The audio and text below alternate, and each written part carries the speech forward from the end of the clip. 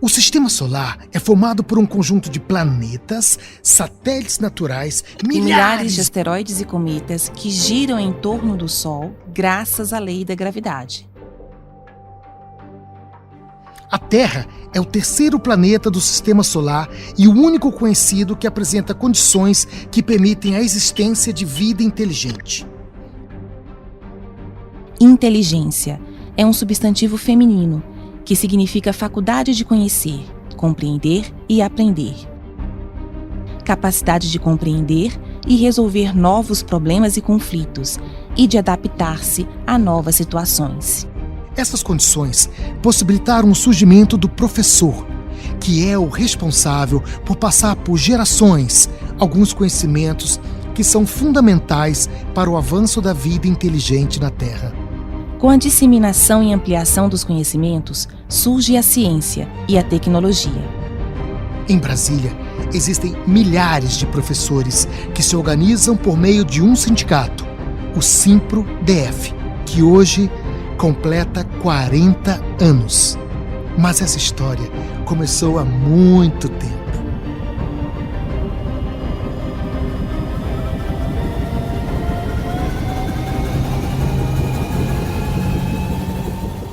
Em 14 de março de 1979, o Ministério do Trabalho reconhece o Simpro-DF como um sindicato, que representa os professores do Distrito Federal. Professora, de onde vieram esses professores?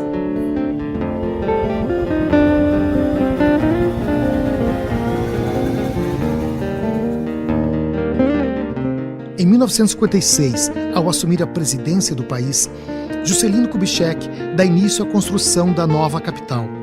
Para construir em ritmo acelerado a nova capital, vieram trabalhadores dos 4 cantos do país. A população da capital cresceu rapidamente em 1957. Em apenas 2 anos, deu um salto de 12 mil para 64 mil habitantes. As condições eram muito precárias. As primeiras escolas eram improvisadas nos alojamentos das construtoras. Em 1957, a professora Wanda Clementina Dias Corso, hoje com 93 anos, era a única e dava aula para alunos de várias séries e idades na depois denominada Escola do Acampamento da Construtora Rabelo. Na Cidade Livre, atual Núcleo Bandeirante, a professora Anahy Pereira Costa lecionava para os filhos de pioneiros. Essa é a primeira foto que se tem registro de uma aula ministrada no Distrito Federal. A primeira escola pública de Brasília chamava-se Grupo Escolar 1 e localizava-se na Cidade Livre. Inaugurada em outubro de 1957 pelo presidente JK, a escola contava inicialmente com 5 professores e 150 alunos, que eram filhos dos funcionários da nova CAP. Posteriormente, denominada como Escola Júlia Kubitschek, oferecia uma educação integral e de tempo integral que envolvia uma condução democrática da instituição escolar. Durante os primeiros meses de funcionamento, a escola não teve uma diretora designada. Por decisão do grupo de docentes, a direção da escola era exercida por todas as professoras em sistema de rodízio, renovado a cada 20 dias. Sendo que as tarefas administrativas e pedagógicas eram definidas coletivamente. Após essa experiência de gestão, o grupo docente elegeu por voto direto uma das colegas, a professora Santa Sawyer, como primeira diretora da instituição. Foram enviadas 20 professoras do Distrito Federal para conhecer o modelo de educação concebido por Anísio Teixeira na Bahia. Fomos 20 professoras para a Bahia, sendo que 8 foram se especializar nas técnicas para a Escola Parque e as outras 12 em escolas classe, para ver como funcionava o sistema que estava previsto para a nova capital. Entrevista de Santa Sawyer, 24 de janeiro de 1990. No final de 1959, entre escolas de acampamento e escolas públicas que já funcionavam no Distrito Federal, eram atendidas 4.682 crianças. A primeira escola pública a oferecer ensino médio foi o CASEB, inaugurado um mês após a inauguração de Brasília, em 1960. Em 1960, o governo realiza o primeiro concurso nacional para a contratação de professores do Distrito Federal. Foram oferecidas moradia, um ótimo salário e possibilidade de trabalhar em um sistema de ensino inovador, que seria modelo para todo o país. Como as promessas não foram cumpridas, a categoria se organiza para exigir o cumprimento das promessas ao governo e criam, em 1960, a Associação dos Professores do Ensino Médio, formada majoritariamente por professores do CASEB, do Elefante Branco e também muitos professores do ensino primário.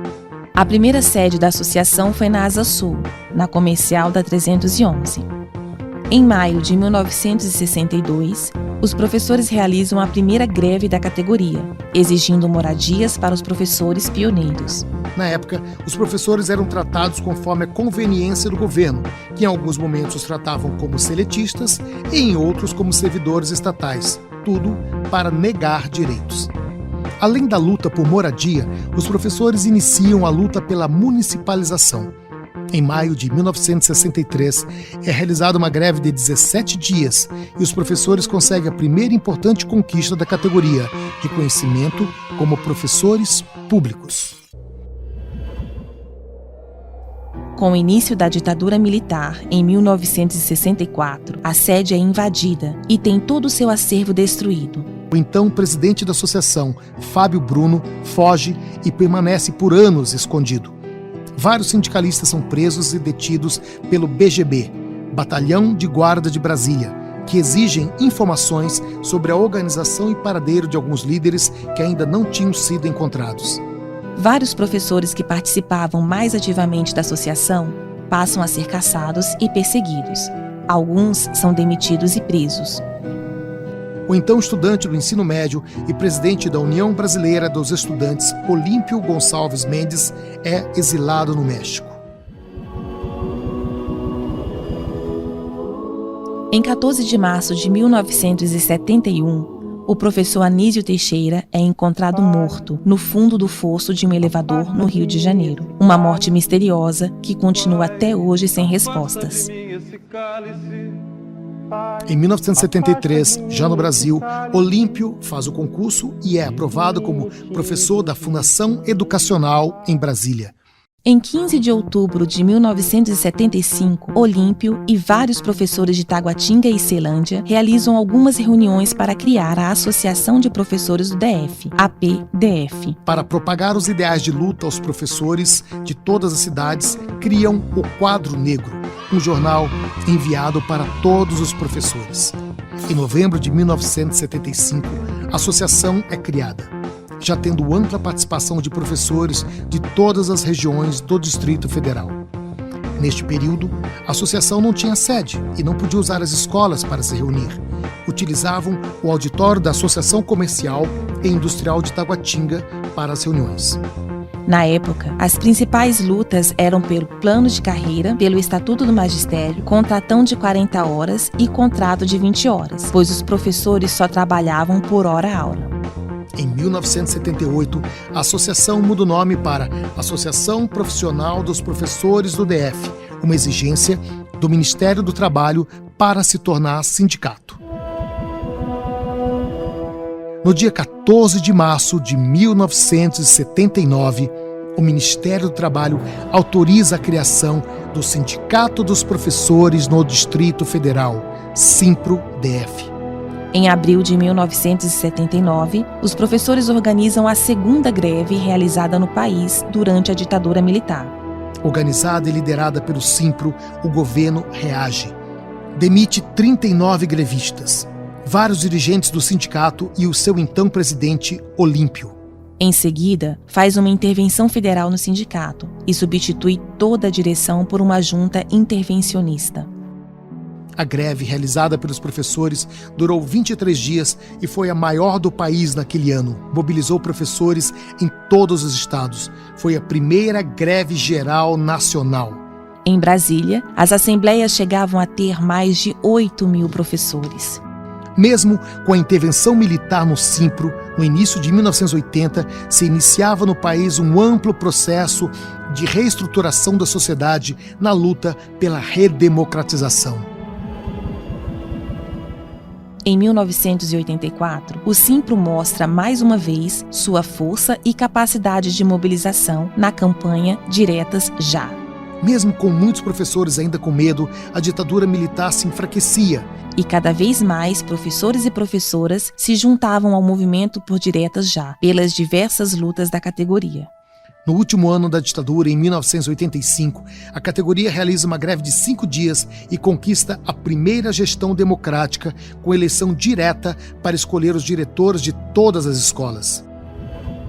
Em 1987, o Simpro filia-se à CUT e participa ativamente da mobilização dos trabalhadores e movimentos sociais para garantir direitos importantes na Constituinte. Em 1989, é aprovado o nosso primeiro plano de carreira. 1992 foi um ano de grandes mobilizações.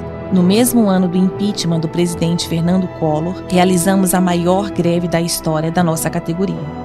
Lutamos por respeito e valorização e criamos a campanha Profissão Professor. Foram 72 dias de greve entre os meses de maio e julho e 22 dias de greve entre os meses de outubro e novembro. Criamos uma secretaria específica para tratar dos assuntos dos aposentados. Como diria Isabel Português, inativo é quem não luta. A polícia, de maneira repressiva, tenta impedir as manifestações dos professores. Alguns são pisoteados pela cavalaria da polícia militar. Foi um ano difícil, de conquistas importantes e muita luta. Em 1994, conquistamos a gratificação de alfabetização e, em 1995, conquistamos a segunda gestão democrática nas escolas. Em 1996, foi o início da jornada ampliada, mas não para todos os professores, universalizada somente no ano de 2000. Foi um ano difícil, com 44 dias de greve, passando do Palácio do Buriti. Depois de muita luta, conquistamos a ampliação da GRC de 20% para 30%. 2002 foi um ano histórico para a nossa categoria. Foram 53 dias intensos com greve de fome, tomada da catedral e tivemos até a intermediação do arcebispo de Brasília. Conquistamos o reajuste de 10% que foi estendido às demais categorias do GDF e a retomada do auxílio alimentação. Em 2003, realizamos um acampamento em frente à Câmara Legislativa do DF, exigindo a aprovação do segundo plano de carreira, aprovado em 2004. Em 2005, conseguimos uma alteração do plano de carreira, reduzindo de 31 para 25 steps, pois, com 31, era quase impossível os professores e orientadores chegarem ao topo da carreira. Em 2007, conseguimos avanços muito importantes e nossa capacidade de diálogo e negociação foram nosso maior triunfo. Conquistamos a aprovação do terceiro plano de carreira, reconhecido como o melhor do país.